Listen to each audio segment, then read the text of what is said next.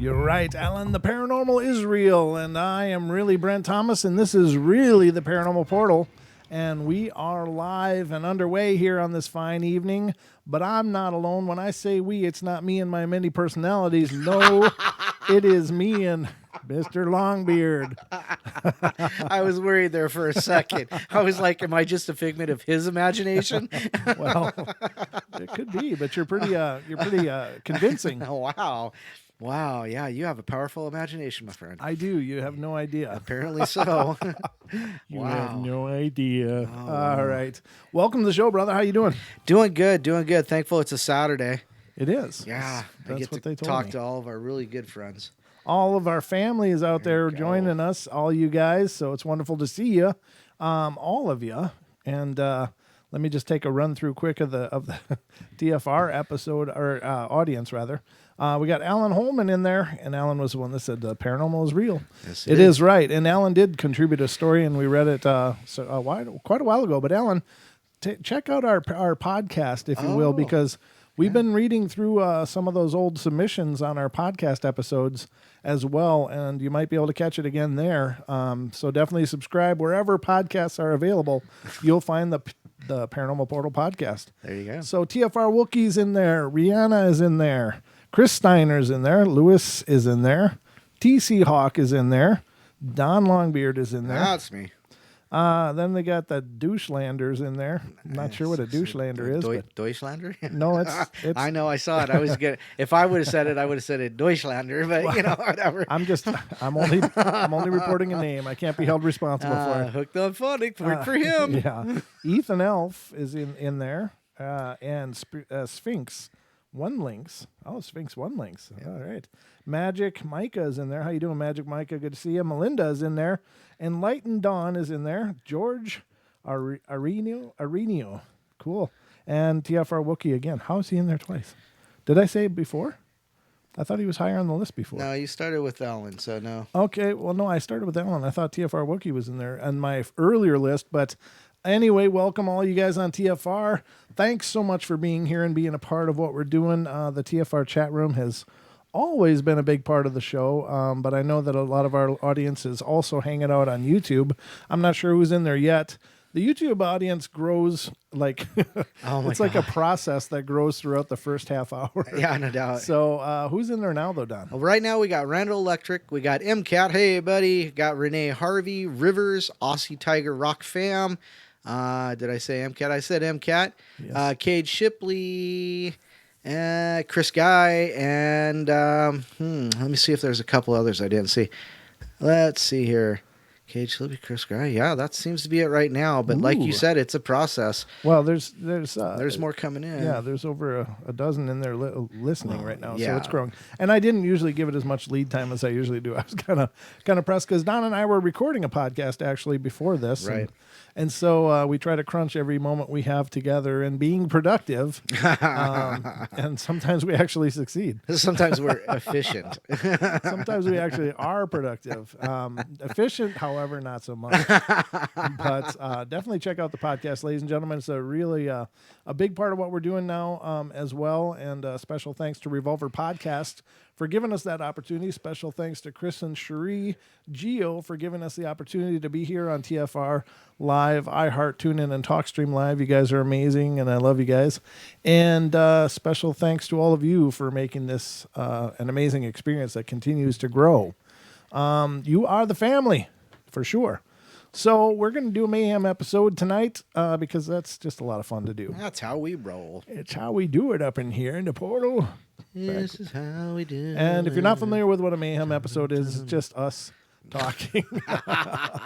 But the phone lines are open, ladies and gentlemen. If you want to take part in the conversation or spread some kind of paranormal information of your own, whether it's an encounter or an idea or something you've been thinking about, you can always do that. The phone line is open, 720-923-0500. Again, 720-923-0500. And you can call in and be a part of it. Now, Rivers came in. Good to see you, Rivers. I saw that name pop up. Lewis is here. Lewis. And so it is growing. So yeah, we do have our own telephone line. It's not the same as everyone else on TFR, but Beyond the Veil has their own as well. But then there's the TFR usual phone in line that's good for all the other shows. Now after the portal, stick around because Natalie Meraki's debuting her new show, Tarot Mood, which will be coming on live right after us. And so it should be a great time. She's a wonderful person, great sense of humor, and just a real sweetheart. So I'm sure you're going to enjoy it, and I'm sure you'll learn something about the tarot if you're interested. So stick around on TFR and check that out after us. And then, of course, Jimmy Jean will be on after that. So it is a full loaded schedule tonight for sure. The dance card's filling up. It is. So right off the bat, we were covering a whole bunch of different stuff last night. And I want to touch on time slips again, or time anomalies again tonight, because I intended on dedicating a lot of the show last night to it, but I got so sidetracked on different things. And we had some great call-ins too, which is wonderful. But I did want to cover this. And this is just kind of oddities that have happened all over the place. And last night we discussed things like spontaneous human combustion, which I find absolutely bizarre. And that's not what this is about. But I just got to keep bringing it up. It's so bizarre that people can just light on fire. Because aren't we like 70 or 80, 90% water? It's like, how in the hell does that work? But we did have a call in from Dee Swiger, who filled us in on a little bit of that. And she said there's a lot of studies that have been done on it. I wasn't aware of any of them, but she claims that there's something to do with metabolics and chemicals that are present in the body. Happens more prone to smokers, which I thought was interesting, and people that are dehydrated. So drink your water, ladies and gentlemen. Stay hydrated. Stay hydrated.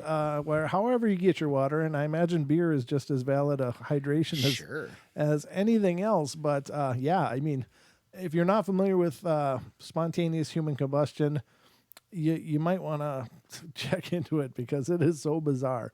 I mean, there's these homes, and they show pictures of some of these victims. And it looks like somebody just dumped out a grill, the ash on the grill on the floor, and then put 2 mannequin legs on it. It's just crazy. Like everything burned except the legs. And even the bones are like ash. That's hot. That's really hot. That's hot. I mean, that's like kiln hot or cremation hot. But then they'll be like laying on a wood floor. Yeah. And how in the hell is that not burned up too? I don't know. That's really bizarre. But apparently there's some kind of mundane ideas about it, and maybe it is. I don't know. I mean, it's just something that it's been documented. It doesn't happen often. It's very rare, but I think it's probably aliens. Not saying it's aliens, but it's aliens. It must be aliens. Oh my goodness. It's gotta be. I mean, there was, and I said that on the show last night. It's like one of those Star Trek guns, or like Buffy the Vampire Slayer. You hit them with a stick, and all of a sudden you got ash. Like Do you remember when she stabbed in the? I think it was in the movie, and she stabbed Paul Rubens. Yeah, I was like, yeah, he did that really lame 5-minute dying. Yeah, scene. He never did bust into ash, but then again, in the movie they didn't. Only in the TV true. series they exploded into like this ash. And I thought that was kind of made more sense because otherwise they'd have a hell of a lot of bodies laying around, and that'd be a little tough to explain. Well, in the newer versions of vampire movies, they sparkle and they just kind of go away. Well, now they're cool, so you definitely want to date a vampire if you can find one. Apparently so. Because they'll give you piggyback rides through the forest and stuff. And they sparkle. Yeah, they sparkle in sunlight, and they like to watch you sleep really creepily. That's kind of crazy. Yeah. This one time I was asleep and I had this feeling like somebody was watching me. I was right. It was Edward. It was Edward. He was watching. I mean, he's just staring at her sleeping. That's kind of creepy. So that's what Hollywood has done to our vampire mythos. Maybe it's no surprise there's not a lot of vampire stories out there because even the vampires are embarrassed to show themselves now. Yeah, no doubt. Yeah. They're like, I can't believe people think we sparkle. Yeah. We only sparkle when we're turning to dust. I ain't going out there. They keep asking me for piggyback rides. Oh, my God. No, I'm not on Team Edward. Yeah. Yeah, whatever. Team Jacob, Team Edward. Oh, no. That was another silly, stupid thing, wasn't it? Yeah. Oh, what did I have this page open for? I'm just looking The through. only team that matters is Team Paranormal Fam. Fam. Okay. Parafam. All right. So that's funny. I had this open for some reason. Now it has to do with time slips, but I don't think I want to talk about that yet. What just happened over there, Doc? I almost just spilled my drinks all over me. Oh, yeah. Don't do that in the studio. No doubt.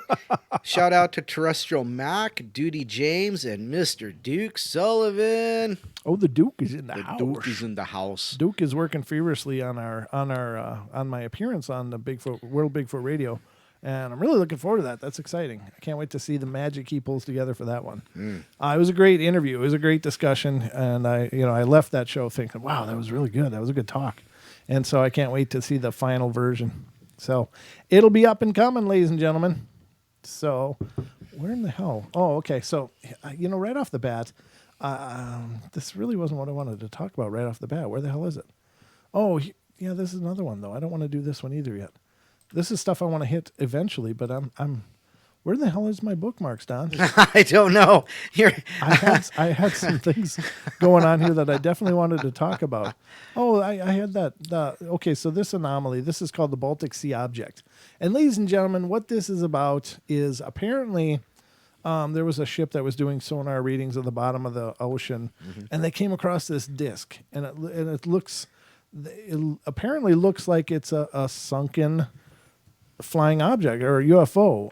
It's like totally circular, almost completely. It's got a few chopped out parts that almost make it look like the Millennium Falcon, to be honest with you. Oh, yeah. Let me put it on screen for our viewers. Do you want I'm going to put the link in TFR. Well, we can't do that, can we? You can send me the link, and I can drop the link in. Yeah, we can do in that. TFR? Yeah. I thought I could post there was GIFs. No. No? Unless they've totally... You know what? I can't get back in there to... Oh. Well, send it to Okay. me. I'll see what I can do. I don't think you can, but anyway, hold on, because I'm just going to read some of this, but I want to put it on screen. If you want to see the object, whether you're listening on TFR Live, iHeart, TuneIn, TalkStream Live, check out the YouTube stream, which is going on live right now at youtube.com/paranormal portal. And you can see this, and it's really, really wild. I'm going to put it up on screen in 3, 2, 1, go, camera 4. Like we're that official here. We have 2 cameras and a TV screen. But it's a cool setup. You know what'd be cool is if you could put it on the screen behind us, but then it doesn't really come through very well. But anyhow. Well, it might. I don't know. I've never tried that. But you're right. That would look really official and cool. But I'm not quite that technologically adept yet. I'm working on it. But this is the object. It looks like a flattened UFO. I mean, it really does, like a flying saucer.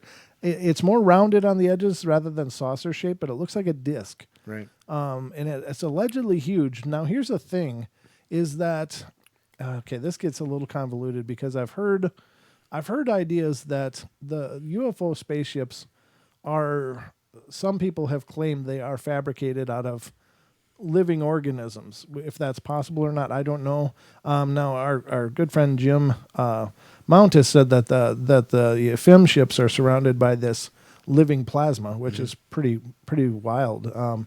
But this would be something different. But I guess the whole thing is stone, this big disc.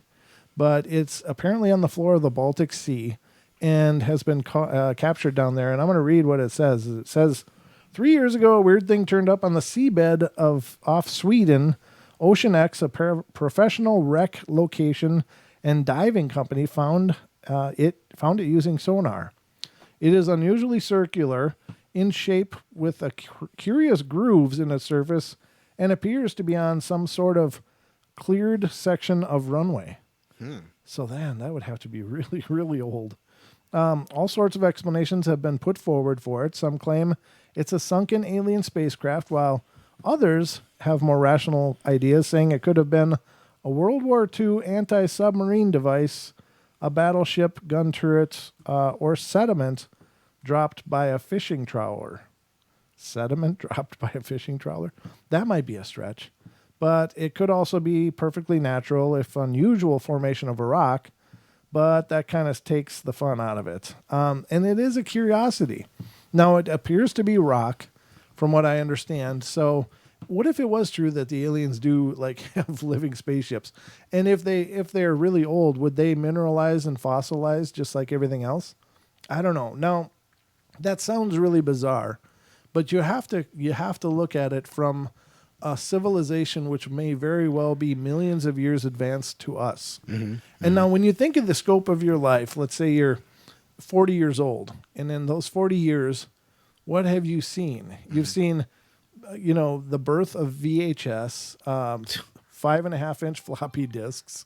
You've seen home computers begin and become, what they are today. You've seen these incredible advancements.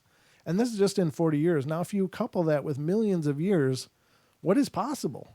What is possible? What would we be capable of in a million years? Could we grow our own spacecraft out of some biological material? Is that possible? So I realize it sounds really incredibly far-fetched, but if you went back to 1920 and said that, in 40 years people were going to be on the moon, you would have been tarred and feathered or something. I mean, really, and that was just in that short window of time that happened. So, what is possible? Is this possibly something like that? And I don't know, and I don't pretend to know, but I love to think about the possibilities. I find this stuff incredibly interesting. So, do you have any thoughts on this, Don? You must have heard about this, right? That one, I do remember somebody bringing that up to me one time, and I look at it, and as a matter of fact, I think I've seen it from a different viewpoint, Like top down, yeah. Yep. And it looked like the Millennium Falcon. It certainly did, but Yeah. I mean, I don't know. I mean, did they say how big it is? Not in this snippet. But I've never seen it. I think they have measurements somewhere out there. If you look for the Baltic Sea object, I'm sure you could find more measurements. Oh yeah. Or related ideas about it. But what do you think? Could it be? No, I'm thinking it's more of a carving that was left from a civilization. There you go. That's a good possibility too. Because we've seen so many megalithic carvings and things like that. I think that would be more likely, because you got to remember that the world's not always been covered in water. It's always been covered in water, but not as badly. You can find places all over the world that have been sunk or have been overcome by a deluge of water. Sure. And so there are still places that we're finding out there that seem to be cities underwater. Right. So I'm thinking that's probably what that would be more like. In the Baltic area, that's always been a pretty lively spot. Sure. So, but it is interesting. It is, yeah. And it's fun to discuss, and it's just something that's out there, ladies and gentlemen. And I honestly don't have an opinion either way on it, but I think those ideas are fun to postulate and just think about. See what comes out of it. Yeah, no doubt. I don't know. Now, this is a weird one. It's talking about the Ice Woman of Minnesota, ladies and gentlemen. And this is something I'm not familiar with. Maybe you are, Duke. The Ice Woman of Minnesota. Have you heard of that? Perhaps. Duke says, crash your spaceship into the like button. I like the way he thinks, but I'd rather you not use a spaceship. You could use this pointer finger. It's called an index finger, actually. Sure, well, it'd be easier. Let's hear what's going on with the Ice Woman. So the Ice Woman of Minnesota, and this is, again, I'm from Minnesota. I never heard of this. In December of 1980, I think, it says I think, 19-year-old Jean Hilliard was out driving in northwestern Minnesota when her car slid off the road. It was bitterly cold weather, and the engine refused to restart.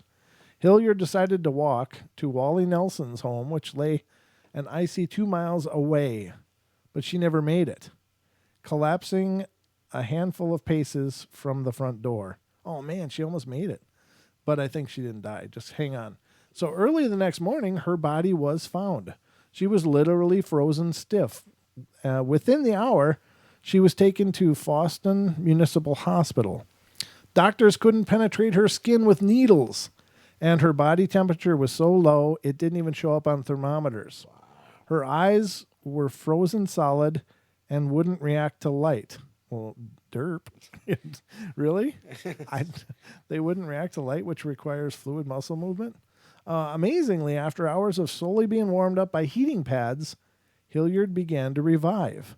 After 3 days, she could move her legs again, and after a month and a half in the hospital, she was discharged, and she has reported no ill effects at all since then, according to reports.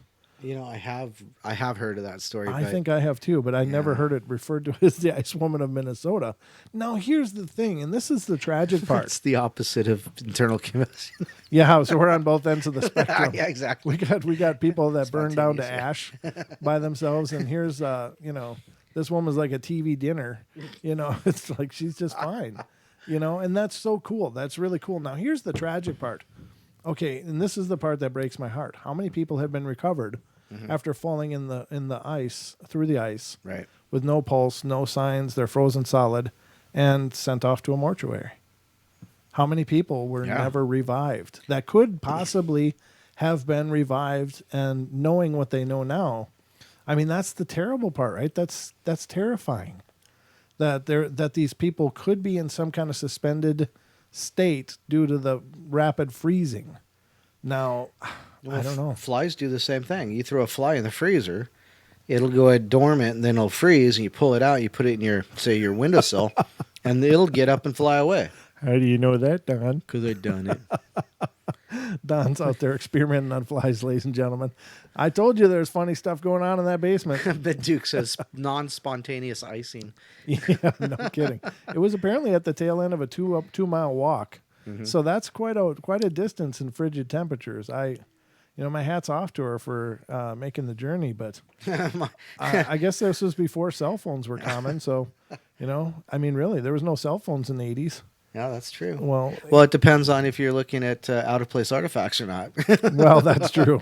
That's true. I mean, there might have been one dug up in about 30 feet underground, but so far I didn't hear of any cell phones back then. If they were like backpacks. Well, there's a picture, supposedly a picture going around of a German soldier from World War II with some kind of a personal device in his hand. But then again, Photoshop is a wonderful thing. Well, I think that's the hard part with those old photos is that transistor radios have been around forever. I mean, kids in the back then had little transistor radios. Not a lot of them, but I think they were the new cutting edge technology when they finally moved away from vacuum tubes, right, to having actual something a little more portable. Yeah, small transistors that they could actually create these small sized radios. And people had those, and they were walking around listening to them up in their ears, and then you see these old photographs. Right. Could some of those just be people jamming to transistor radios? And possibly. Now, I've seen a bunch of those old pictures of, the technology, the Tyson fight, right, of the person allegedly holding up an iPhone. But, what could it have been? I don't know. But, is it possible? I suppose. We've heard a lot weirder here on the show. That's true. But, I don't know. I don't know what to make of those kind of things. Again, I don't pretend to have any of the answers, ladies and gentlemen. We are just enthusiasts here tossing around ideas, but that really breaks my heart. This woman was frozen solid, basically, and was revived and had no ill effects on the other side of it. Now, I'd like to see a before and after picture. I mean, could you imagine that she didn't even get frostbite? Yeah, no doubt. Yeah. I mean, she should have had just blackened skin and stuff. Yeah, toes falling off. Yeah, that's the other part. I mean, you guys don't move her. Don't drop her. Yeah, get the glue. Oh my. No, that's cool, but it's also tragic when you think of how many people they just figured we're done. That's it. I just hope it was. He's a friggin' ice cube. Just throw him in there. And then there's the story of Elisa Lam, and we've discussed that. That was a weird one, yeah. That's a creepy one. And there's video of her. Elisa Lam, I'll read the article. It says, Elisa Lam mystery stands out for a few reasons. Firstly, this is no centuries-old fireside tale with scant photographic evidence and super dodgy sources. Secondly, the manner of her death has been debated furiously in some corners of the internet, with it appearing almost like a locked door mystery. What's a locked door mystery? I don't even know. One that can't be solved? Yeah, I guess so. Finally, what happened with Lam's body was truly the stuff of nightmares. Yes. Elisa Lam was a 21-year-old tourist from Canada. On the 26th of January, 2013, the student checked into the 600-room Cecil Hotel in Los Angeles by herself. 5 days later, she was reported missing by her parents after her daily phone calls to home stopped. About a month later, after these events, the hotel's management team began to hear reports of problems with the room's water supplies. Complaints included erratic drops in pressure, unusual coloration, little more than a trickle available, and a very funny, sweet, disgusting taste. Oh, God. It was just, Too sweetly God. disgusting. that's just, you got to think these people are drinking this. Oh, complaints, got that already. To the water when drank investigation of these reports by the main. Oh God, What? we're at the break already. Wow. Holy time flies, Batman! But we'll be back with more of the Portal in just a moment. Don't go away. We are just getting started here. Had to having the fun.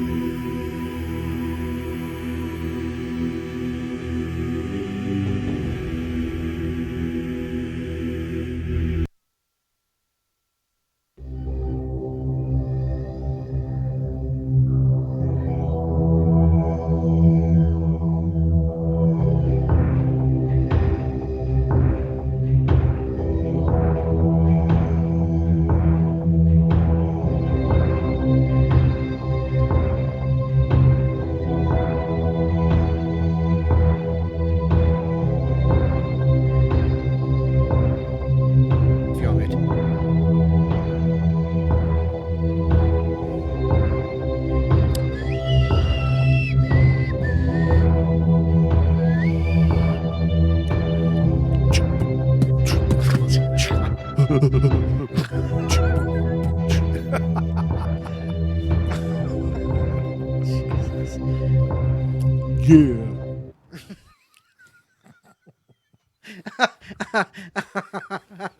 Well, here we are back, people, and Brent's over here beatboxing for your pleasure. If you can hear that, he loves the hot mic. That's funny.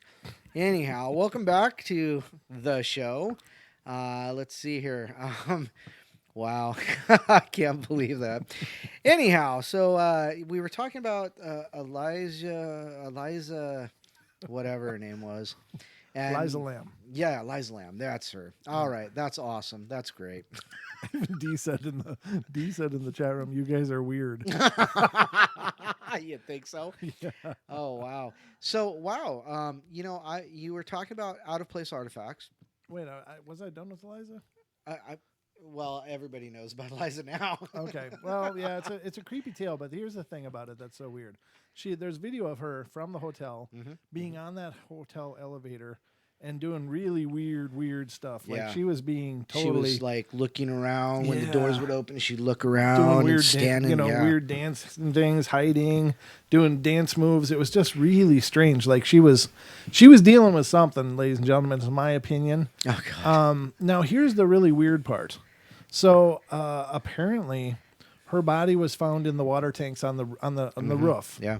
Now, the roof was locked apparently, and if it was accessible, at least the access doors to the water tanks were locked. Right. And she shouldn't have probably been able to fit in there anyway. So, but her body. Skinny. Yeah, exactly. Now she's a very thin girl. She was a very thin, beautiful girl, and unfortunately, it's horrible tragedy. Whatever it was that happened is just despicable and horrible beyond measure. But there's so much weirdness involved in that whole case. Right. Yeah. How the hell did her body get into a locked tank of water, and no trace, no footage of any kind of weirdness going on, no sign of foul play? Except for the water getting all funky and people going, ooh. Sweetly disgusting. Yeah. Oh. I think I'll rinse with this. Yeah. God, can you imagine the people gargling and stuff? And, I mean, tap water is not a big thing anywhere, but showering in this, people are taking showers and it's like somebody's juice. Oh, I don't God. know how to say it. It's Every just time you say horrible. that, it gets worse. I know, but this is what's going on in my head. It's creepy. Yeah. It's very, very creepy, and it's really, really terrible. And honest to God, my heart breaks for that family. I mean, how do you deal with something like that? Because it seems like, anytime you lose someone, you think that person was taken away. But in this case, it looks like that person was really taken away. And by what? And what kind of? How do you even process that? How do you grieve for that? I mean, I would be enraged and. I mean, how do you process that? I don't know. And that's the part that's really a horrible. And we're not trying to make light of the story. It's nothing short of an epic tragedy, but it's an evil tragedy is what it is. And if I don't know, it seems to definitely point towards something either demonic or incredibly malicious anyway. Well, if you listen to our buddy Lewis in the YouTube chat, he's talking about the elevator game again. Oh. So, if you want to look into that, fine, look into that. Maybe that might be something, Maybe that's what happened, honestly, with the elevator footage. You never know. I don't know what this elevator game is. I think 99% of those things, 99.999% of those things are BS and stupid and silly. But what if there was? What if there was a manifestation of some type? You could always go to that other part of the paranormal and say, well, I'm not saying it was aliens, but it was aliens. Yeah. Because, supposedly they can get you in and out of your house without opening doors or windows. They just, they just cause a, portal to open in your window and you go flying out it and, ecto-grease, ectoplasm. You get that alien lube and you just Naked fly right through windows. Yeah. Right between the atoms. But people actually report having a physical experience with that. Like they feel themselves going through what should be a rigid window and it feels something like jello or something, don't they say? Yeah. That's why. That's the Like- yeah. It's like they feel like they're passing through Jello, Right. and yeah. it's like this. It's like, think of like Stargate when they reach through the first couple times. Yeah. Think of that. Adhering and Right. and being on your skin. Right. Or Yeah. Neo with the mirror. Yeah, that was kind of cool. That was creepy. And then it like takes Ectolube. over his body. Ectolube. Jesus. So, All right. but really, really creepy story, really sad story. Yeah. Now, really, I'm not trying to make light of it. It is bizarre, but it is really. It's if I've covered any real story, like a newsworthy story that I felt was paranormal, this was it. That is definitely a paranormal story. This is the most creepy, horrible story that I could imagine, but it doesn't make sense. There's nothing about this story that makes sense. No, So, none of it. Where the hell is my link? Nope, that's not it. If you keep losing your links, I don't know how. I don't know. You have 500 tabs open. How can you not lose a I know, link? but there's so many things I'm keeping track of all the time with the show's stats and analytics, and they're all open here. I don't know how the hell I do this, but I do it really well. I mean, I can mess up my tabs in record time. Well, here, let me talk on this one for a second. Okay, please. Now, this is an out of place artifact or out of place object that I found kind of interesting. It's one I haven't talked about before. In 1991, the appearance of extremely tiny coil-shaped artifacts near the banks of Russia's Kozym, Norada, and Balibanu rivers brought about a debate that is continued to this day. These mysterious and minuscule structures suggest that there may have been a culture capable of developing nanotechnology 300,000 years ago. Bam! These manufactured coils were initially discovered during a geological research associated with the extraction of gold in the Ural Mountains. These pieces include coils, spirals, shafts, and other unidentified components. According to the analysis from the Russian Academy of Science, I'm not even going to try and pronounce the name of that city, the largest pieces were found were mostly copper, while the smallest were made of tungsten and molybdenum. Wow. While the largest of these objects measured 1.18 inches, the smallest are only 1/10,000th of an inch. Oh my So God. like nano. Yeah. And many exhibit golden mean proportions. Their shape suggests that they are manufactured and not naturally occurring metal fragments. In fact, they have been found to closely resemble the same miniature components of contemporary nanotechnology. Wow. Some of these have been asserted, though some have asserted that these tiny structures are merely debris left behind from a test rocket being launched from the nearby space station. How is it launched from a nearby space station? Space stations are in space. I think they mean like launch pad. A report from Moscow Institute determined that they are far too old to have come from modern manufacturing. Wow. In 1996, a doctor from Central Scientific Research Department of Geology and Exploration of Precious Metals, that's a mouthful, in Moscow, writes that despite being thousands of years old, the components are of a technical origin. The pieces were found at the depths between 10 and 40 feet in a geological stratus between 20,000 and 318,000 years old. So that's how they determined the age on them. Wow. That's where they were found in the layers of the earth.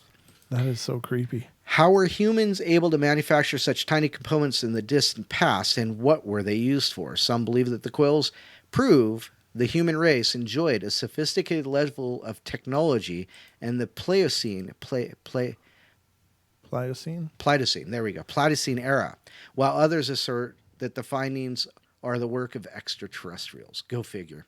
Right. So there you go. So those are nanotechnology recorded anywhere from 20,000 to 300,000 years old out of the Ural Mountains in Russia.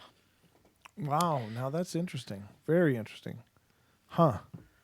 What that's the thing. There's got to be some kind of reboots that happen. Whether it's something just resetting stuff down here and making us do it over and over and over once we get so far, or is it there was a different kind of race here before and then they just got really advanced and took off and went to see everything else and we were just what came next, or if you get into the idea where we seeded, are we star seeds in by means of being genetically engineered to mine gold by the Anunnaki or whatever, Right. Whatever you tend to follow in that. But, I don't know. It's really, really wild to think that they're finding this kind of stuff all over. It's like a junkyard kind of thing, isn't it? Here, just dump it at the ass end in nowhere. Yeah, exactly. It's called a sinkhole. Yeah, we'll just throw it down there. We're done with it. Wow. And then we're digging it up going, whoa. Oh, hey. Wow, what's this? One man's junk. Right. Yeah, but it would seem to demonstrate. I mean, we've covered that very idea that these 100,000-year-old dolls and stuff that were found and screws embedded in rock that's hundreds of millions of years old, and the London Hammer, of course, which is my personal favorite. I saw something about the London Hammer the other night. Did you? And it was dated 140 million years old. Oh wow! So Yeah. they've upped the dating then. Well, yeah. Well, and I've heard 300 million actually before, or 400 million. So you're hearing 140 million, but still, I mean, at that point, it's still it's like who cares how it's too old to be there. It's not something that was built by us as we know it, but who else was doing this stuff? I don't know.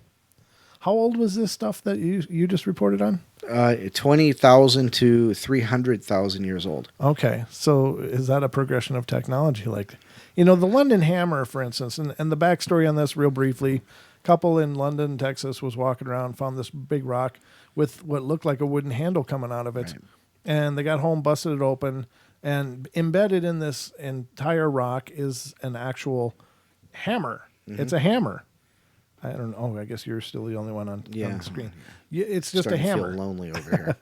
Well, it was all you. It was your attention time. It's all about me. But there's a hammer, like a blacksmith's hammer or something, and with a wood handle coming out of it that was embedded in this rock. The rock was tested, right, and the handle was so old that it was either turning. It was both becoming petrified and calcified and turning into coal. So it was both. Both were discovered on the handle of this hammer. But when you look at this hammer, it looks like something that was very rudimentary, kind of like you'd find in the Old West, in a blacksmith shop in the Old West, or just some old hammer.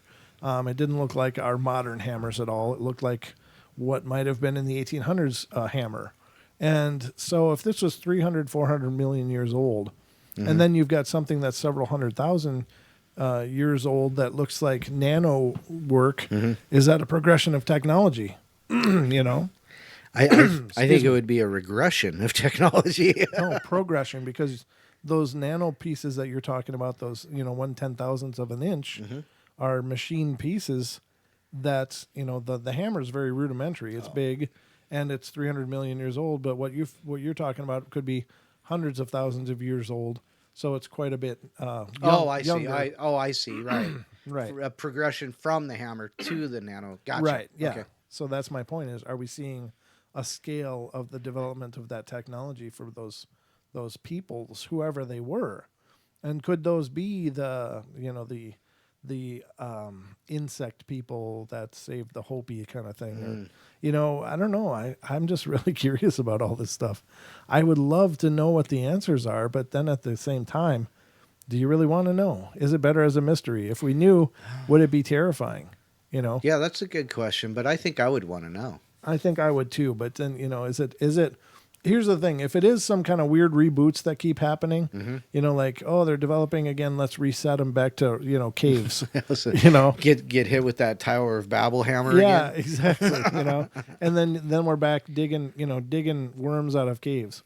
and then we got to work our way back up again. Oh, if they're getting too far again, boom, here comes the hammer, knocks us back down. Right. Or is it better to be just oblivious to that kind of thing and just focus on where we're going? Well, if we focus on where we're going, I got to tell you, I think we'll just end up blowing ourselves up. So maybe a reboot's in store. You know. Actually, Robert Pickett just said, "Ever hear of Babylon?" Yeah. Yeah. That's what we're talking about, Robert. That's what we were talking about, brother. The hammer of Babel. The Babel hammer's coming again. I don't know. It makes you wonder what, Get up to speed, Rob. We can wait. No, I'm just kidding. We've got time. We're okay. That's what Yeah. we So thought, but yeah, then- those are the kinds of things that really just boggle your bean, and it's like, where do they come from? Who knows? Right. There was one more on this page I wanted to cover. Oh, I'm sorry. And this is just an article from CanYouActually.com. And the other things that I covered were there too, but it's 9 most bone-chilling mysterious phenomena that still remain unexplained. Now, this one we have covered on the show before, but it's been a long time, so I thought it'd be fun to talk about it again. And this is apparently, and I think they're out of business now anyway, but it's a Toys R Us in Sunnydale, California. And the story goes, since the 1970s, weird stuff has happened at this toy store. The more common strange events involve staff hearing their names whispered, cool breezes, and objects moving of their own accord.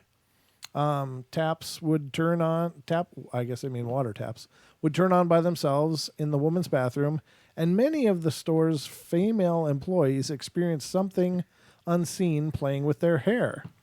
The photograph above was taken with an infrared sensitive camera during a seance at the store during the filming of a TV show documentary, The Haunting. Oh. The strange standing figure at the back remains unidentified and is strangely translucent in places. Nobody present remembered seeing anyone standing during the seance, and the cameras shooting the scene view were all failed to capture the figure. The cause of the paranormal mischief is supposedly Johnny Johnson. Johnny Johnson. John. John. Come on, John. Quit messing around. A Scandinavian immigrant who used to work the old farm that the store has now been built upon. Oh. In 1884, while chopping wood, Johnny accidentally struck himself with the axe and bled to death alone. Wow. On the site. So let me pull up this image for you guys to see as well. Again, it's just from this article, and I'm giving props to the authors of the article. But here it is, and there's apparently no explanation for this figure standing here. Everybody was sitting down, and nobody was supposedly standing during this film seance. Funny? What's funny? I just think that's funny. Why? Having a seance in a kid's store. Right, yeah. Hey. We're not going to do, everything will be fine. It'll all be fine. Well, apparently they already had the haunting, so what harm was the seance going to That do? might have been what was haunting it. Yeah, well, the seance came after, though. But this is believed to be Johnny Johnson, or Johnny John. John. That's John there, apparently. John has gone beyond. Oh, God. What the hell, Don? Do not mock the dead, Don. I'm just saying, you might get your own Johnny John hanging out at the Beard home. Do not mock the dead. So very interesting. We have covered that before. It's kind of a famous haunting, but I think all the Toys R Us are now no longer Toys R Us. Yeah, because a lot of them turned into Babies R Us, and then I think they closed those down eventually too. Yeah, that's really sad. Yeah. Those are kind of cool stores. Ghosts R Us. Ghosts R Us. Who said that, Jim? Jim, yeah. Jim, nice job. Oh, Jim. gracious. John Beyond. D says John Beyond. No. I'm telling you, it's like this all night here on the Portal, ladies and gentlemen. What's not to love? Seance in a toy store sounds almost like a post-punk Devo song. Oh, that's funny. That is funny. That's actually that would be a great song title. Seance in a Toy Store Seance. I can hear it. For some reason, I'm hearing Talking Heads, though. Oh, that's great. Yeah, exactly. Oh, wow. Very strange. That But that's it for that article. I just wanted to cover that quickly because was crazy. I think it's pretty cool. So, did you have anything else you wanted to hit? Yeah, absolutely. Well, by all means. Well, let's go over here. Let's switch gears here. Let's switch cameras here. This story is called Demon in the Dark, and this is supposedly real life ghost stories that'll scare the out of you. So it says what, Don? the demons out of you. Well, I don't know. continue. Well, I thought we were keeping it family friendly. We always are. So, But I just didn't know. apparently, because we're reporting on ghosts in Toys R Us. This one says, my family traveled to the south of France to stay in a cottage owned by someone my dad worked with. The owners visited occasionally, but that summer it was free, and we had 10 days booked there. Nice. Very nice. After a long 2 days on the road, we drove down a steep driveway towards a secluded mill cottage. With the water wheel sat static alongside the stone house. There was a deep cellar, nice, with stone stairs down under the wheel next to the house, and a small river circled the place. Oh. We went into the house and chose rooms, but being set down in a small, I almost said cops. The house was drafty and cold from the lack of use. We settled in and turned all of the heat on, yet the house remained cold and felt damp. The first night we had set a fire in the living room and listened to a couple of audiobooks before my sister and I went to sleep. My parents stayed up a little longer, then went to bed. Around midnight, they both woke up at exactly the same time, and the door to their bedroom was swinging open slowly. At first, they thought it was my sister until they saw a large, dark silhouette of a man. Sorry, I couldn't resist. A large, dark silhouette of a man framed in the doorway, standing stock still, just looking in their direction as if appraising them. After a short period, the shape turned and started to move as if satisfied and disappeared. They looked at each other but didn't speak, and they both went back to sleep. What? The next morning, the house felt warm and dry, and the sunlight was back through the windows as if something had lifted and accepted them. They spoke the next day, and they both agreed that although they are skeptics, it could not have been anything other than a supernatural, something supernatural in that doorway, deciding their worth. Ooh. Wow. Wow. Yeah, I couldn't resist the little siddle. I just couldn't do it. I hear you, but don't get us a copyright strike. That's all I'm saying. There's some really creepy stuff going on YouTube about that. They're even mentioning names. Oh, look at the full I know. I saw this. Wow. That even mentioning certain names can get you a copyright strike. It's so Really? It's so ridiculous. Not names of people but if you give like song lyrics or something, it's like, oh man, you bunch of. You know what? We're never mind. All right. Never mind. Well, it looks like MCAT hung up, but I will get to your call, MCAT, if you call back. I'm going to go first to Mr. Lewis. Is that who that is? I think so. This is area code 858. You're on the air. Oh, hey, Ryan. Hey, Mr. Lewis, how you doing? Just to let you know, we got like 2 minutes before the break. Oh, we're in a time slip. Oh, okay. But go ahead and if we get to the break, we'll pick it up on the other side. So go ahead. What you got on your mind That's tonight? Better. No. Remember I was talking about the elevator game, right? Yeah. It's actually a ritual based in Korea. In what? In Korea. Oh, it is. Okay. Sure. Yeah. So you have to be alone in the building, which is 10 stories high at least. Uh-huh. And there's a code that you enter fourth, second, sixth, second again, 10th, and then the fifth floor is where a girl is supposed to come in. The hidden demon? Yeah. Yeah. Yeah, the demon. I might come from. So Go ahead. That's the one that you do not want to talk to, or look at. Oh, okay. Got it. Sometimes And then when you press the first floor again, sometimes it will be either rising up back to the 10th floor, or you go back down to the first and you're safe, but you gotta get out as soon as possible and not to look back. But if you're on the 10th floor and you want to get out, she'll ask you where you're going, but you're all alone and you're in a different dimension. Why would you want to do that, Lewis? Huh? Why would No? you? I mean, that's... But why would you that's want to the do real that? thing. I mean, yeah. That the weird part is I mean, it can come from Korea, and that's fine. I think probably it's just some urban. I mean, they invent urban legends over there too. That's true. But you know, it may have some kind of history to it, or there may be some esoteric meaning. But still, those things are dangerous to play with. It's like strapping a stake to your butt and going out into the forest. And... Yeah, which is That's the most it's the most dangerous game. Yeah, I would think so. I can believe that. But hold the line, Lewis. Or do you want to? Are you all done? All done. All right, we'll All talk right, later. brother. Great to hear hold from you. All right, we'll talk to you soon. Thanks again. You too. All right, that was Lewis, everybody, and giving us a little background on the elevator game. And no bumper music. No bumper music, but we're gonna go to break. We'll be right back. I wonder if we disconnected.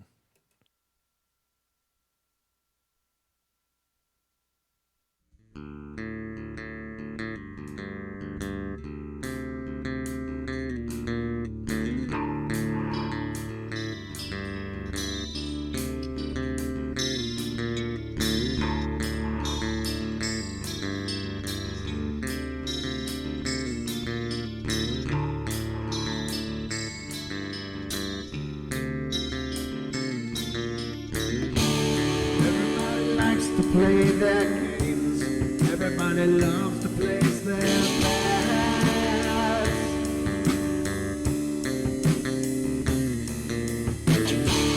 They don't understand the price I paid. They don't care to comprehend.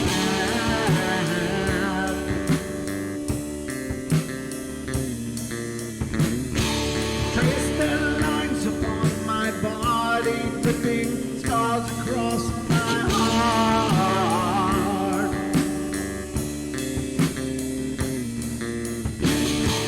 Raging anger pours inside me as their lies keep falling apart.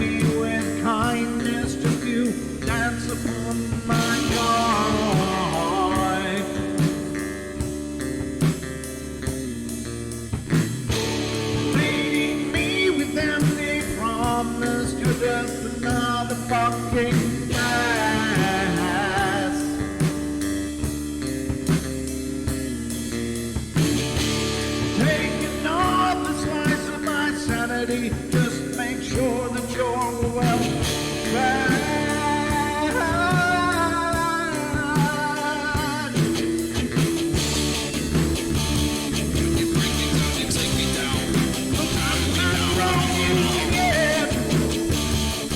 I'm not talking yet. I'm not talking yet.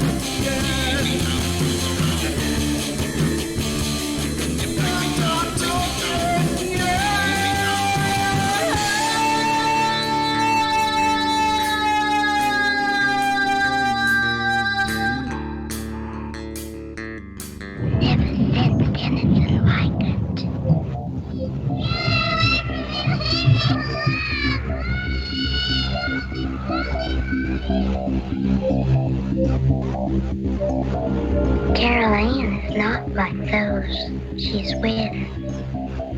They're attracted to the one thing about her that is different from themselves. Her life force. It is very strong.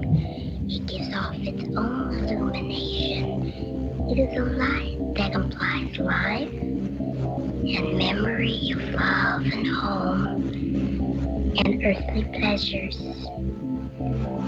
Something they desperately desire, but can't have anymore. Right now, she's the closest thing to that. Poltergeist are usually associated with an individual. Hauntings seem to be connected with an area. A house, usually. Poltergeist disturbances are fairly short duration, perhaps a couple of months. Hauntings can go on for years.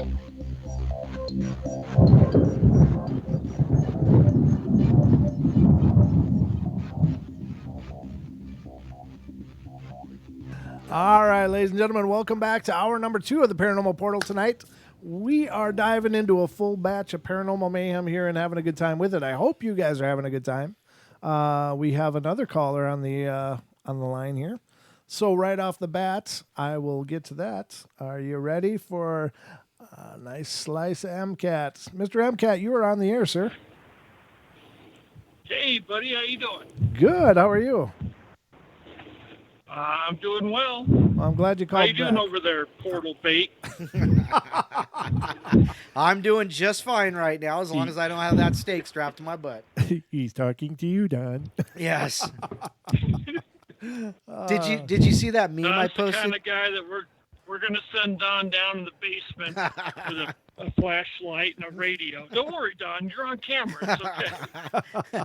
But in the meantime, you guys are going to go get dinner, right? We'll be in the drive-through Yeah, at we got Wendy's. pizza ordered in. We're gonna be at headquarters chomping on pizza. You go do that. We'll watch it. It's okay. We need our strength after all. Yeah. We're going to rub Don up with peanut butter. Go check out the Wendigo lair. It could happen. I think that might be good. That might even go viral. I don't know. Sage and black pepper. Yeah, Sage and black pepper. Don loves his marinades after all. So how's the world out there, brother? Yeah, pretty good, man. Yeah. Pretty good. Got some home time coming up. Gonna go look at a boat. Things are going well. Ooh, the SS Portal, perhaps? Ooh. The SS Portal. Yeah. I don't know. I don't even have a name involved yet, but we'll see. I'm gonna go take a look out on Saturday, see if it's any good. I bet you if you did name it the SS Portal, it'd be the SOS Portal. You have to be willing to. You have to be willing to accept a few difficulties whenever you name something a portal. Yep. That's right. Oh no! Awesome. So, what kind of boat you looking at? I'm kind of interested now. You've piqued my interest. We got a really great lake out here, buddy. You can trailer it up here, and Yeah. oh, it's beautiful. Yeah. Yeah, it's true. It's a 26-foot sailboat. Oh, yeah, a lot of sailboats up Nice. here, actually. That's nice. You should definitely do that. We even have a yacht club. Not us as the portal. the not yacht us club. as the portal. that's the portal one is called a yachts club. But there is such thing as a yacht club here. Ah, you yachts. My goodness, the yacht club. Yeah, That's funny. absolutely. So, what's on your mind tonight, brother? Well, just more stories of being out in the field. I had this was an investigation we did at a historic site in central Iowa, and I was in the basement with another investigator. That's where my audio equipment was set up, and we're just starting out, and we all have little two-way radios, just so that we don't have to yell for each other in a large house like that. Sure. and over the radio, it had been staticky. We would be go into these areas where it would just be static, and then it would come back out, and then just all during setup it was like that, and then we hear all the static, and then a voice comes through that says, "Can you hear me?" And then more static, and then it comes out. So I'm not quite sure. I'm sure it's not out of the realm of impossibility that could be something paranormal. It could also be some neighbor playing a prank. Right. Maybe the people that own this place told somebody that they're having a team come in, and they're just like, I'm going to play with these guys. Yeah. Yeah, that's true. But it only happened that one time, and it was really strange. Especially surrounded by static. That makes it even creepier. I mean, if it was just another voice coming through, then you'd probably think, yeah, it's just somebody down the street being a jerk. But with the static, that's got to be that makes you think of electromagnetic interference prior to that coming through. Right, yeah. Yeah, Wow. that was my thought. So I'm not quite sure how to classify that, but it was definitely interesting, and we logged it. And I've got it somewhere on my audio. So when I go home, I'm going to have to find all of these and see if I can send them to you. Oh, that'd be beautiful. I'd love to showcase them on the show. That'd be brilliant. And by the way, I on our podcast, we've been going through some submitted listener stories that we've received, and I read a couple of yours tonight. So and that'll be airing sometime in the next few weeks. So I'll let you know if I remember. But definitely, are you checking out the podcast? Yeah. Okay. Yeah, I've got a podcast player, so I've got them downloaded. I get a alert every time a new one comes up. Oh, brilliant. Okay, yeah, because we just recorded it tonight. Don will do all the mastering on it and get it all ready for the show, and we'll push it up. It'll be a Monday episode, though, so it should be a good time. Beautiful. Yeah, it sounds good. Excellent. So where are you at tonight? Wyoming, over by Elk Mountain. Oh, really? Wow, you're not that far away. On top of Elk Mountain. I guess that's better than Witch it's not Mountain. snowing this time, so it's pretty good. Yeah, well, that's good. Yeah, and it's not Devil's Mount or Sasquatch Hill or something. So you're probably going to be okay. Yeah. Yeah, probably be fine. Last time we were through here, I've got a student on board, and he shot some video. I'll see if I can find that and post it on my channel, because we're on Elk Mountain, and I can't see the road. Oh, wow. And my windshield wipers were all froze up because I could barely see out the window. Oh. So it was all lots of fun. It was, you got one ditch on one side and one ditch on the other side, and you just got to drive right in the middle of them. So he's shooting video during all this, and I'm like, we're on a mountain. just flowing with professionalism, huh? Yeah. That's it. Oh, that's awesome. What else you going to do? I don't know. Yeah. You might as well have fun with it, but that's cool, brother. I'm looking forward to hearing some of those EVPs and stuff. That'd be wonderful. I'd be very indebted. Yeah, I've got all that on I've got that on an external hard drive that's in my gear bag. So I'll see if I can find that and go through it and try and pull out some of the good ones for you. Yeah, that would be a cool podcast episode. That'd be good for both shows, actually. I'd love to showcase it both places. But that'd be awesome. Also, I do want to, I don't mean to talk business on the air so much, but I do want to have you on to do a specific podcast. We've talked about it before, but about paranormal investigating. Oh, yeah, that'd be awesome. Okay, well, just get a hold of me and tell me when a good time to arrange that is, because I can pretty much work it whenever. It's just a recording. So would love to get your input on your investigating and put together an episode around it. Yeah, absolutely. Yeah. I'll let you know what my schedule's looking like, and we can work something out. Yeah, and when are you going to make it up into our area? Yeah. We almost got together one time, and then that kind of fell apart. But, are you going to be up here anytime soon? I don't know. I'll see what the summer is looking like. If I can get something set up where I can get up that way during the summer, I'll do it. Oh, please do. That'd be great to see you and get a chance to hang out and throw back a cold one. Oh, I'm down for that. All right, brother. Well, thank you so much for calling in. It's always a pleasure. Oh, you bet, man. I'll see you guys later. All right, take care. See you, bud. All right, good night. Yeah, it was MCAT, ladies and gentlemen. Mr. Mike Hetzel, who is he's a busy regular day man, but he also does paranormal investigating as well, and he's probably one of the most conscientious investigators I've ever talked to. And we've got a couple of them. Lisa Martin is also brilliant, as is Dan. Why am I lost his last name? Pruitt. Yeah, I'm terrible with names. You know that, but.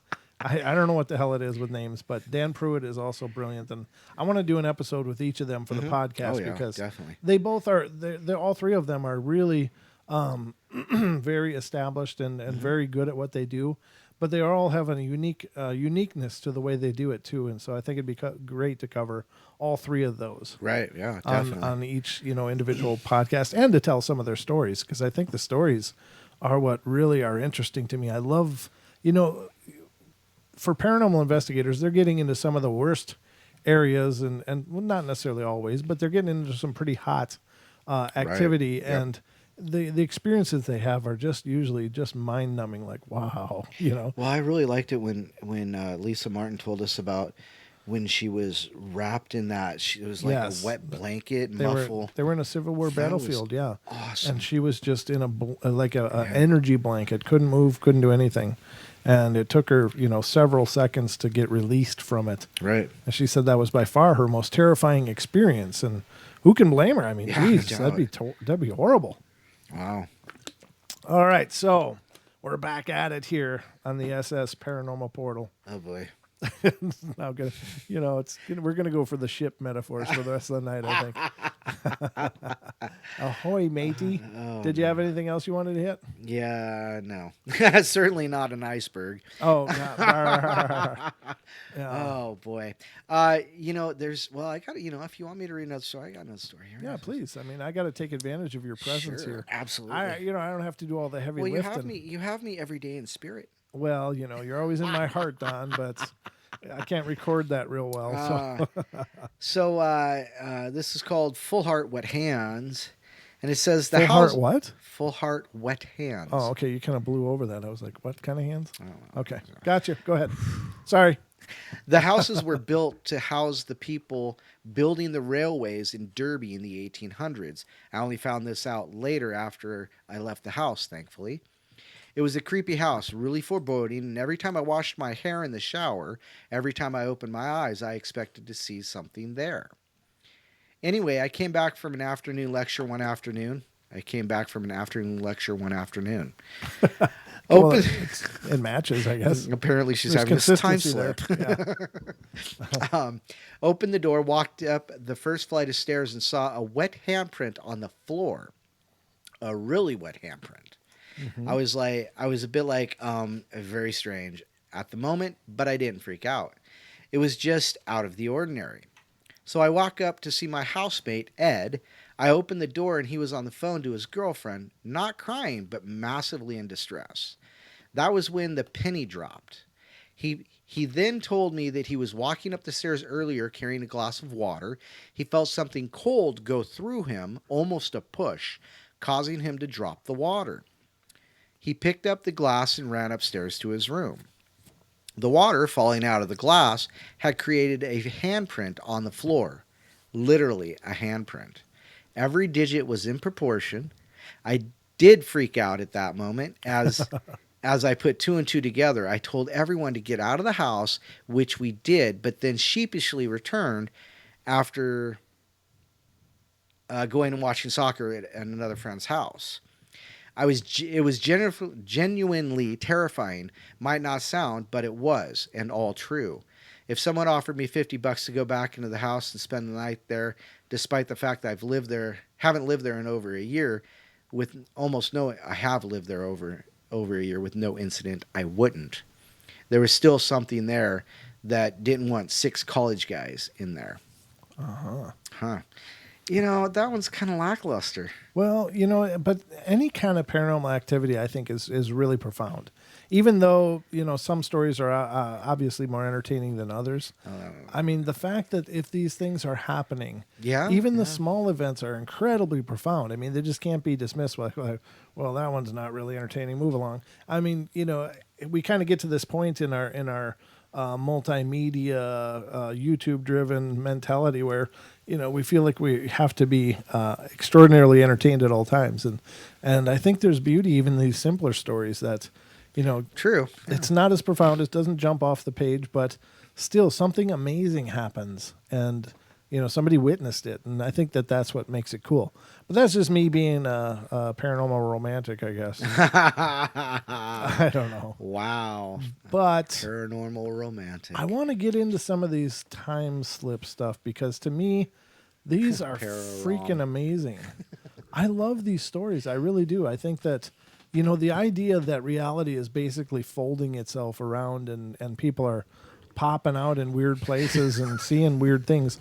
And I covered a couple of them on the tail end of last night's episode. So if you want to, check out those, they were really good. I including people walking into stores and having it change while they were in there from like a dress shop to a bookstore. Boom. And the guy was trying to go to a bookstore, went in, and it was an old-time dress shop. Right. And then as he was in there, that was boom. Awesome. Yeah. Did you hear that? No, but I've read that one before. Yeah, and that's the thing. Many of these experiences we've covered on some other episode at some time. Well, I just mean I've read it. Oh, well, I mean, we might have read it on an episode before. Right. But there aren't a whole ton of these out there, but they are pretty interesting. So let me read a couple more here. So this one, I don't know when this was submitted. So it sounds like it was a year ago whenever this was published, which was, I don't know. Anyway, I'm going to read it. Sorry. I mean, I want to give you guys an idea of the timelines. So the answer to involved. his own questions were, I don't know. Well, this is what goes on in my head all the time. So I'm just verbalizing it for the show. Now I have a microphone. So this actually happened only a couple days ago. I live in Pittsburgh, New York. I live in Prattsburgh. Sorry, Prattsburgh. It's dark gray text on a gray background. So, United States. Just talking about this story makes me want to pee my pants. Anyways, let's start. It was an average night in my hometown. I just got done eating dinner, and I was feeling awfully tired. It was only 8:06, but I decided to go to bed anyways, and I slept really good. And I woke up at about 7. And I noticed something strange outside my window, almost as if the buildings in my neighbors' houses were slightly different color. Then again, I did just wake up, so I decided to have some Cheerios. And I went to get some milk from the fridge. However, I was out of milk. What the hell? I said to myself loudly. This person also has quite a dialogue going all by themselves, so I feel warm and comfy now. So I was a little angry that I was out of milk, but I decided to go to the Dollar General to get some more. I own a motorcycle and a car, and I decided just to take my motorcycle. Maybe some fresh air will help wake me up. And when I got to the intersection, I noticed that there was no stoplights. There were just these blinking lights or whatever they're called, and there was usually stoplights there. I tried to shrug it off and continued my journey to the store.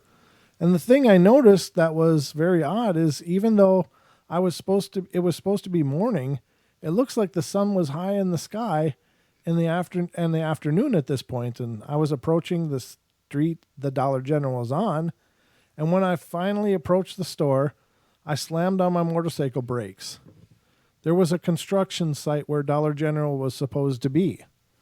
At first I thought, did they tear the store down? Why would they do that? There was a construction worker over at the site, and I parked my motorcycle on the side of the road and went over there not caring if I got in trouble for trespassing, and this is how the conversation went. Construction worker, hey, you're not allowed around here. Me, dude, why the hell are they tearing down the Dollar General? Construction worker, huh? How do you know this is a Dollar General? Also, we're not tearing it down, we're building it up. You need to get out of here now. This is authorized personnel only. This is not exactly how the conversation went, but it was something close to this. When I heard the construction worker say this, I almost fainted. I ran from the area, hopped on my motorcycle, and sped off to my house. And that's when I saw another car in my driveway. I legit felt like I wanted to be in a mental hospital. I didn't have my phone with me at all, and I got back once again on my motorcycle and sped off the direction towards the Dollar General again. And this time when I arrived, the sky was dark, and Dollar General was there, and there were cars and everything. Everything was back to normal now. I stopped on the side of the road and looked at Dollar General. I just had the 1,000-yard stare when out of nowhere a state trooper came up behind me with his lights on. He got out of his car and told me that I was doing 65 in a 30. And I told him my experience, and I tried to convince him as much as I can to believe me, and he just looked at me and said, "That's going to happen sometimes." I gave him my driver's license and everything, and he ran it through his computer and surprisingly didn't give me a ticket and just let me off with a warning. It looked like it was going to rain, so I went back to my house, and this time I asked a friend if he wanted to stay the night just in case something like this happens again, and he stayed the night, but nothing else happened. Ever since that occurrence, I always want someone to stay the night in my house out of fear that I might go through this again. It was extremely scary. Please share your thoughts. Very wild. That is kind of weird. So he ended up going back to the time while they were building the Dollar General. Yes. So he actually went back, I don't know how many years that would be. But he said even there wasn't even signal lights. It was just blinking lights. Right. And he was used to signal lights. So there's a lot of infrastructure change there going on. I don't know how that would feel. What would you do? I mean, put yourself in that position. You can't even go home because there's another car parked in your driveway and it's not yours. Well, you're on the motorcycle there. You can park on the walkway up to the in the yard, whatever. I assume that in there would have been another family probably that might not really appreciate you coming into their house. Oh, yeah. I hadn't connected that part. I just thought people were parking creatively around there. I thought he was having friends over. 6 guys in a dorm room, Yeah, but that's really strange. I don't know. Strangeness. Crazy. All over the map. Now, this is another one. This person claims it went into another dimension. A couple of hours ago, I was in the midst of a coding frenzy when my stomach started rumbling constantly. I better look at the clock because this is a bit long. We got 3 minutes, so I'm gonna have to wait on this one. So I'm gonna tastefully wait on that one, but I'm gonna read that after the break. Let's see, it's 3 minutes, right? So let me look at this one. Hotel Time Warp preview of an air raid. In 1932, German newspaper reporter J. Bernard Hutton and his colleague, photographer Joachim Brandt, were assigned, or is that Joachim? I guess Joachim. Okay. Brandt were assigned to do a story on the Hamburg Altona shipyards. After being given a tour by the shipyard executive, the two newspapermen were leaving when they heard the drone of overhead aircraft, and at first they thought it was a practice drill, but that notion was quickly dispelled when the bombs began exploding all around and the roar of anti-aircraft gunfire filled the air. The sky quickly darkened. Hutton and Brandt realized they were in the middle of a full-blown air raid. They quickly got into their car and drove away from the shipyard back towards Hamburg.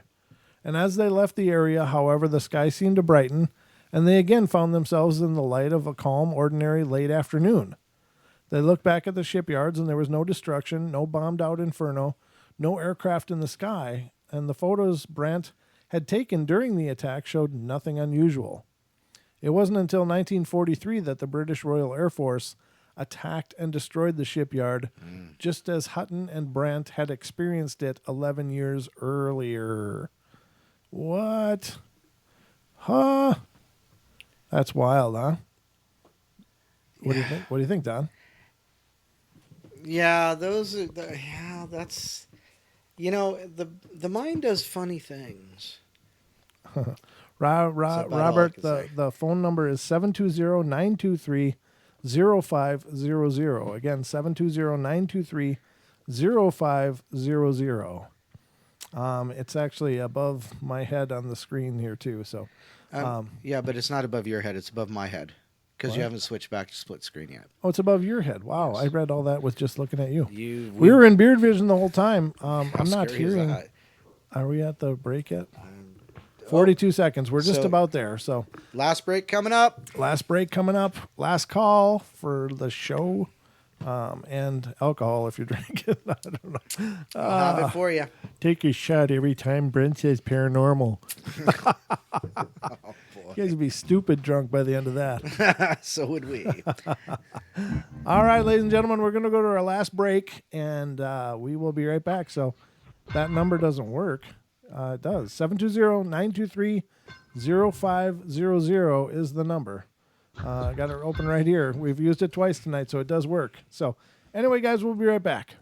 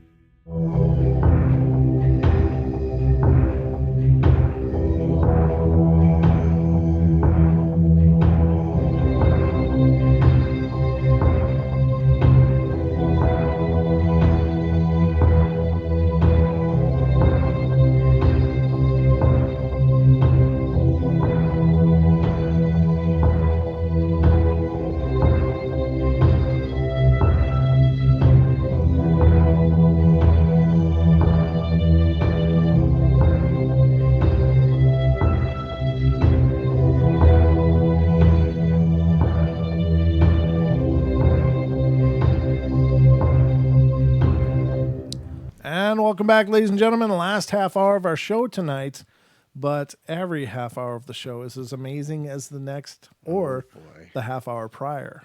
I'm just saying. Oh, boy. Or the night before. Or the night after that.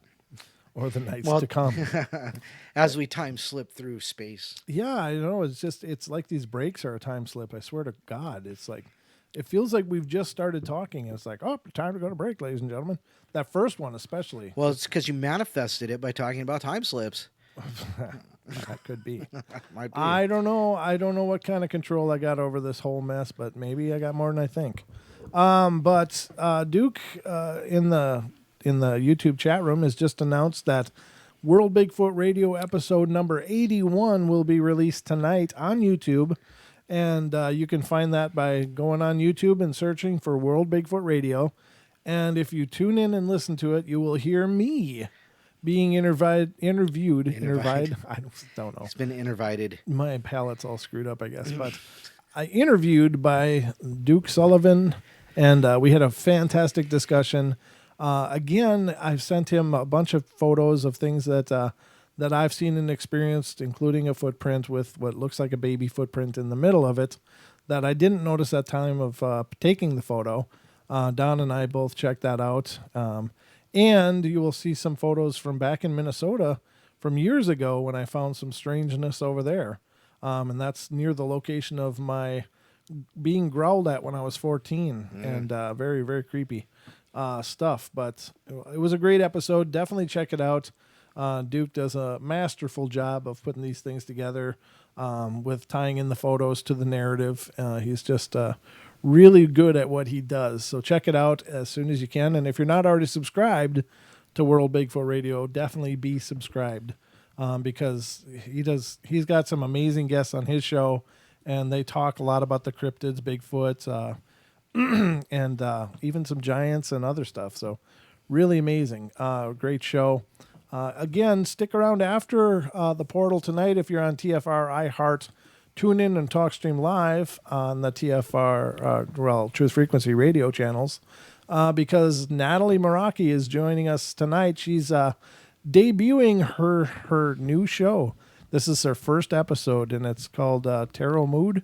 Yes. And that'll be coming up next, right after us. And I'm sure she's anxiously watching the time tick away, and she's probably getting a little clammy hands and stuff as it goes. And then following Natalie comes, of course, Jimmy Jean, who's on tonight, and he's going to be doing the Into the Microcosm show that he and Rio and I don't know if Brandy's on or not, but they'll be pulling that out after this. So they'll be whipping that one out. It is an epic night on TFR for sure. Definitely. So definitely stick around and check out the whole playlist.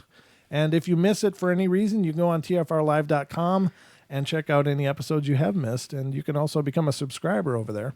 That definitely helps all of us continue the magic that is Truth Frequency Radio.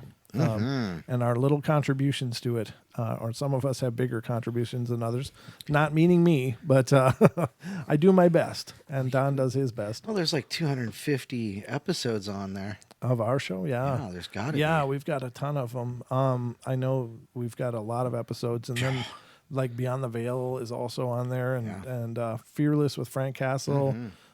Freaky Fridays and Kev Baker's show. There's just an amazing group. And Paisley Wild Show. Yeah, which was Friday on night. last night, and that's just getting better and better every time too.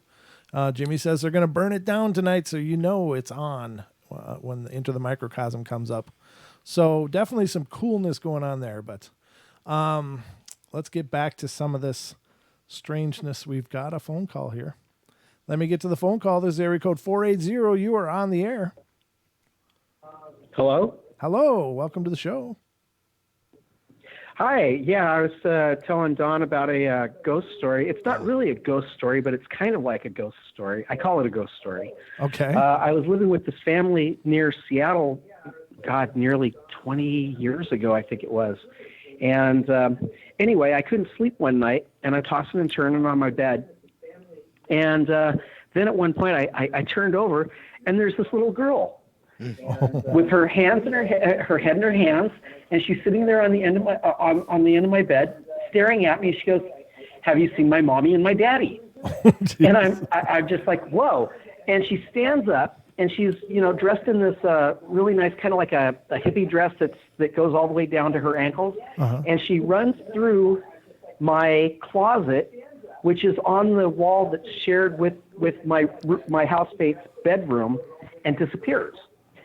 And so I got up the next morning, and when I went into the kitchen, the wife was standing there, and I looked at her and I jokingly said, "I saw your daughter last night." And she looks at me, and her mouth fell to the floor, and she goes, "How did you know?" I'm like, "What do you mean?" And she goes, "They told me I was pregnant just like 2 days ago." Oh my God. Hey, Robert, turn your speakers down. Donnie, Robert, you've held that girl. Robert, when she was an infant. Robert, turn your radio down. Oh. Hold on. Sure. Yep, there we go. Oh, perfect. Yeah. Now that is a ghost story, but it's like a premonitory ghost story, right? Right. That is amazing. Yeah. Wow. Yeah, and I don't know whether, I was like, maybe I was like tuned into it or something, because at the time I was really involved with the neo-pagan movement in Seattle at the time, and I was really deeply into paganism and the occult and all that kind of different stuff. So maybe it was just because I was open to it or something, maybe. I don't know. Wow, but it was really cool. That's really epic. What a great story. Now, the curiosity is, did the child end up looking like the apparition?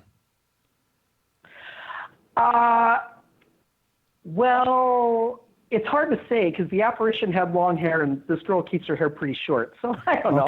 Okay. I got you. But that's still pretty cool. That's fantastic. I love that story. And it was just like she was right there. Enjoy that. So it was like the kind of manifestation, like it looked like a person there, or was it kind of wispy and ghost-like? Oh no, absolutely. It looked absolutely completely real. Wow. That's hardcore. Wow. That's amazing, brother. Thank you so much for calling in and sharing that. Yeah, you're welcome. All right, and thanks for being a part of the show. Yeah. Oh, he hung up. So, that's those are really kind of cool stories. They are really, really cool stories. We got another caller here, and this is, that one's, there it goes finally. That disconnected. So the next one is coming from area code 208. You are on the air. How's it going? Good. How you doing? I'm doing well. Good. All right. So who are we talking to? I got a big case. Okay, I'm Josh. Hey, and Josh. I'm from Idaho. Yeah, I'm right. I'm 19. Representing, brother. Representing the Idaho. I know. I love it here. Love it. Excellent. What's on your mind tonight, brother? All right. So we got a little bit of, I don't know if you do advice or whatever, but we have like a problem. Okay. I've just recently had tons of visions and weird stuff happening. Just, and I can predict things that, I can't control it. And I don't know if you've ever heard of anything like that, but I'm just seeking advice, Sure. I don't know what's going on. Well, here's the thing, Josh, and this is something I've been saying for a couple years now. And I think a lot of things are changing energetically for all of us, right?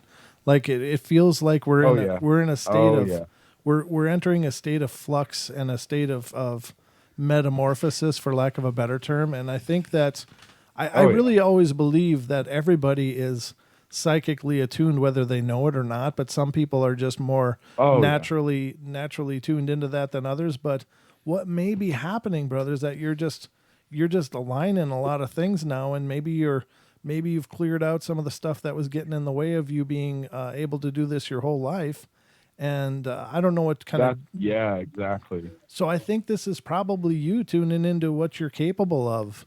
And it would probably be really good for you to get in touch with some other sensitives, and I can help you with that if you want.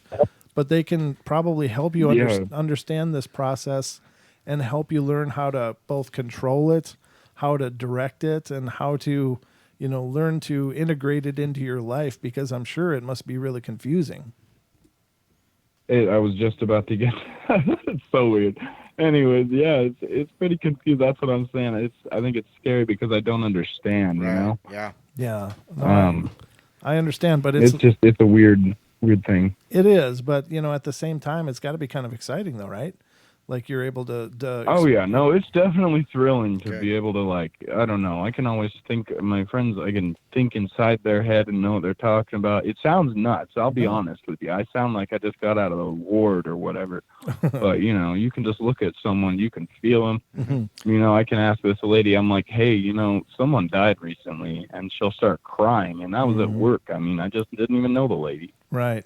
And it's just some weird stuff. There's a lot of dangerous and there's a lot of good, and I just right. Well, just seeking help. I guess. Right. No, I understand that, brother. But it might feel crazy, but you are kind of crazy. You fit right in. I'm like, welcome to the group. Exactly. But if you'll email me at paranormalportalradio@gmail.com, I'll put you in touch with a couple of psychics that I know personally.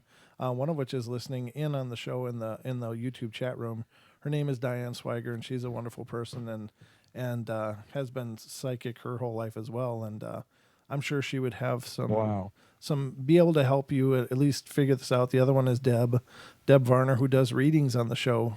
We have her on once a month, and I'm sure she can help you as well. So. We definitely have the means to get you through this, brother. So thank you for reaching out and just email me, please, and give me your contact information. You don't have to get real personal or anything. Just tell me, give me your email, and then I'll have your email to give to these other people to reach out to you. Exactly. You're great. You guys are really great. I've enjoyed your podcast. I sit over at my friend's house, and I didn't really pay attention until recently, and I'm like, dang, they keep talking. You just said something about what do you call it? Precognition. There's so many terms for this. Sure. Cognizant or whatever. You can see things coming. I just heard you say that word, and that's why I was like, I should call in. There you go. Yeah. Well, I'm really glad you did, man. And I don't know. See, there's the crazy again. Thank you guys so much. But see, that's serendipity, right? Because you needed some guidance, and so you stumbled onto us, and I'm honored to be able to help you in some way if I can. And I know that one of the things I take great pride in with the show is that not only is it a lot of fun to talk about these things, but we have this amazing community to support and help people that are going through things much like you are, and to help people that are dealing with nasty hauntings and et cetera, et cetera. So we have this great family, and I'm really thrilled that you're now a part of it. Excellent. I'm really thrilled that you can offer me this advice and help me out with this, because you probably have the most experience out of all these stories and these callers. I got just a lot of crazy stuff. It is. There's a lot of craziness out there, but I guess also having the community helps all of us, because a lot of this stuff just doesn't make sense. But once we put our heads together and start talking, some amazing things come up. So yeah. Thank you, brother. Creativity and open imagination. Mm-hmm. Yep. Exactly. So yeah, just email me, paranormalportalradio@gmail.com, and I'll get you in touch with those individuals, and I'm sure they'll be able to help you walk through this. Are you still there? Okay, well, yeah, that sounds great. That's amazing. Yeah, I'll definitely do that right as I get off the phone. All right, sounds great, brother. Thank you so much, and thanks for being part of the You're family. Welcome. Definitely. You guys have a good night. Thanks, bud. All right, good Stay night. Weird. No problem there. That's how we live, brother. Yeah, me too. Have a good one. All right, see you now. Very cool. There you go. New connections. Yeah, I love that about the show. I mean, I really do. It's really cool. Oh, thank you, Taz. That's nice. It's really cool to to not only just have a show, but to have resources. Community. Yeah, exactly. It's a community. It's a family. This is a family, ladies and gentlemen. We're all kind of we don't doubt that we're crazy, but we're a good kind of crazy. It just kind of strolls through and has a good time. Yeah, exactly. So we are thrilled to be there for each and every one of you as much as we can be, and have some great resources. So, and he's a fellow Idahoan, so there you go. Arura. Taters. Ooh. Oh, God. Do you know that most of the potatoes grown in Idaho are sold to Montana to grow potatoes? Really? Yes. Well, That's actually a fact. I don't doubt it. I don't know. I don't claim to know a lot about the state. I haven't been here a whole long time, but I think it's a wonderful place. I mean, it's a beautiful place. That's for sure. Oh, no. All right. OCG is going to get me singing. Don't start that. Oh, yeah. Don't do that. I don't want them copyright striking me. Oh, goodness. We are, though. You're right. We are. But, yeah, very cool. I forgot where the hell I was now.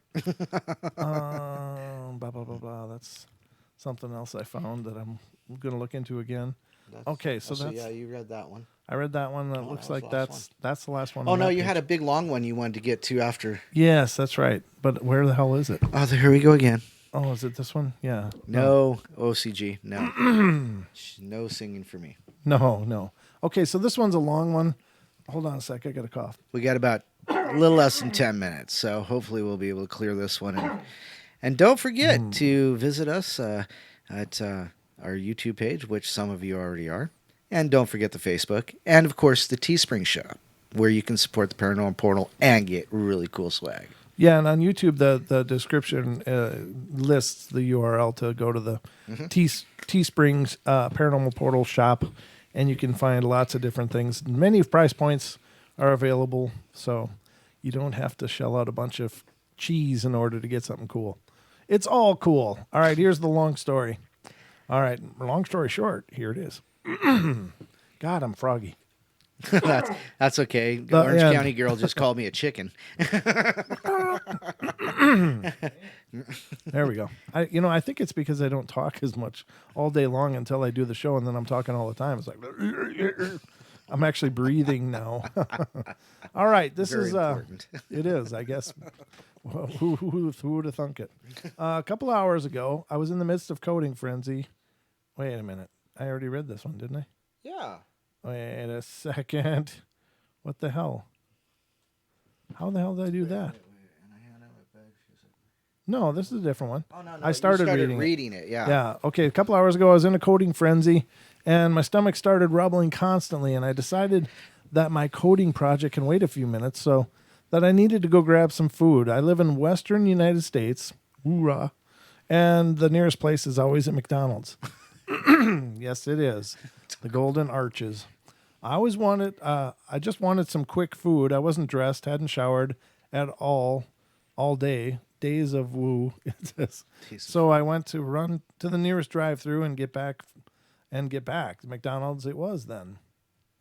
I picked myself up from the computer, threw on a leash on the dog, and headed out. I loaded the dog into my car, turned the ignition. Outside there was still a bit of light.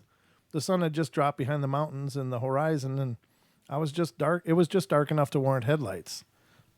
Sorry, I'm just... Please.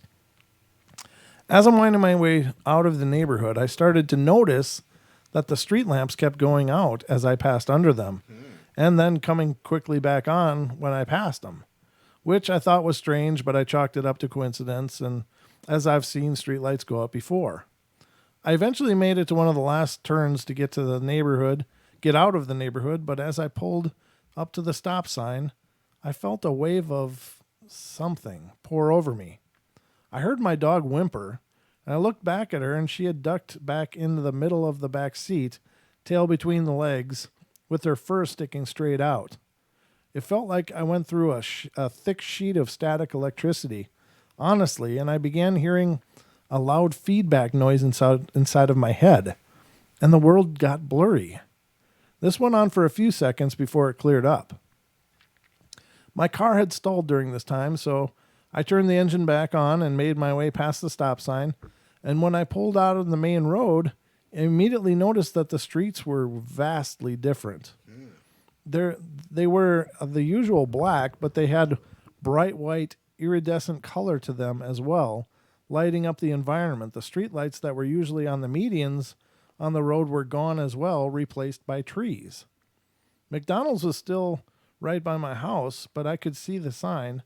It was in a different building, though. The building was much bigger than usual, but so far as the least strange thing to happen on the drive. So I drove towards it, still very much confused as to the sudden change. My dog in the back of the car seemed to be acclimated to this change much better, as she was back to sticking her head out of the window and sniffing the air. I pulled up on the only stoplight between me and my destination, and the car in front of me was something I had never seen before. The logo on the back was a silver circle with what looked like a silver Sicilian eagle in the middle. On the eagle's chest was the letter G in a cursive font. The model of the car was Vapor. The license plate was the same as any other, though. So I got through the light, still wondering what the hell happened. When I reached the McDonald's, I get to the drive-thru menu, which is on LCD screens, updating to show featured menu items and looping GIFs of people smiling, or GIFs of people smiling while they eat. My usual is still on the menu, though, for $2 more than I'm usually used to paying for it. So I order that and pull up to the window with my credit card out at the ready so I can pay. The worker opens the window and greets me, and I greet him and hand him my card, and he looks at it and then back at me and says, we don't accept that here. And then hands me a gadget that reminded me of my dad's blood pressure monitor. I guess I was supposed to put my finger on it, but I was so thrown off, I asked, can I just pay with cash? Cash? Sure, I guess. So I handed him $20, and he inspects it for longer than anyone should, and then proceeds to give me my receipt without my change. When I asked him about the change, he looked at me with a very confused face and said, "We don't have cash at this location, sir.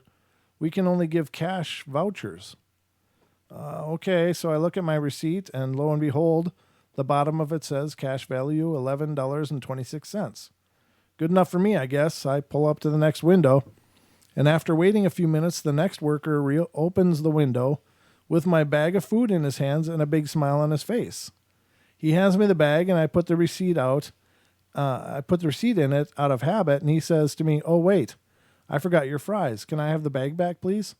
So I hand him the bag, and a few seconds later, he returns and says, "I hope you have a great day. I made this great day. What? I went on for a few seconds. His face and body motions were moving and resetting like when you tilt an N64 game slightly out of the console.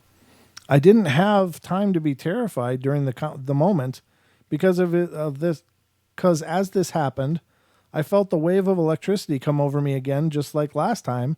I heard my dog whimper, and when I looked back, she was crouched in the back, her fur extended, and just like last time, I heard the loud feedback noise in my head, and my eyes took a second to adjust. But when the world came back into focus, I saw that I was in a parking lot. I recognized everything. This was the parking lot in which the McDonald's I'm used to is placed, and sure enough, the McDonald's was visible in my rearview mirror at its usual location. So I go through and buy food again. My $20 was missing, as was my cash voucher or whatever, and drive back. I have no clue what happened, honestly, and I wanted to get as much of the detail out as I could while it was fresh in my thoughts. Whoa. So wait a minute. Did he get his food? I go through from the first one and buy the food again. My $20 was missing, as was my cash voucher. So apparently he didn't have food when he went back out of this, and didn't have his $20 bill that he gave to the last McDonald's. And he didn't have the voucher or whatever, and drive back. It says drive back. I have no clue what happened. So I don't know. He had to rebuy the food, I guess, but apparently they had to reboot the robots. Right. Oh, there you go. Automating everything. Right. I don't know. Glitch in the Matrix, of course. Of course. Wow, that's pretty deep. So it sounds like he went ahead in time. Yeah. That's creepy stuff, ladies and gentlemen. Apparently, in that timeline, McDonald's won the fast food wars. I don't know. Do you remember that in the movie? Was it Demolition Man? They go to Taco Bell. They got these little tiny. He looks at the plate and he goes, "What's that?" I don't remember, but I'm sure it was good. I mean, I saw that movie back in the 80s, I think, but I don't know. You're not as pop cool as I am. No, that's for sure. Nobody's as pop cool as you are, Don. All right, so Mick robots. Oh man, that's hilarious. I don't know. I wonder what the future is going to look like. And wouldn't it be weird if in the future some company comes out with this eagle logo with a cursive G on it, and has a model called the Vapor. Vapor. I don't know, ladies and gentlemen. Very strange. So hot, it just. What? I don't know where I was going with that. I didn't either, but I was getting a little nervous. Yeah. I don't know. So hot, it just vapors out. Ladies and gentlemen, that's it. Stick around for Natalie coming up next with Tarot Mood and Jimmy Jean later. Ladies and gentlemen, we love you all. Be good, be kind, be nice. Take care of each other.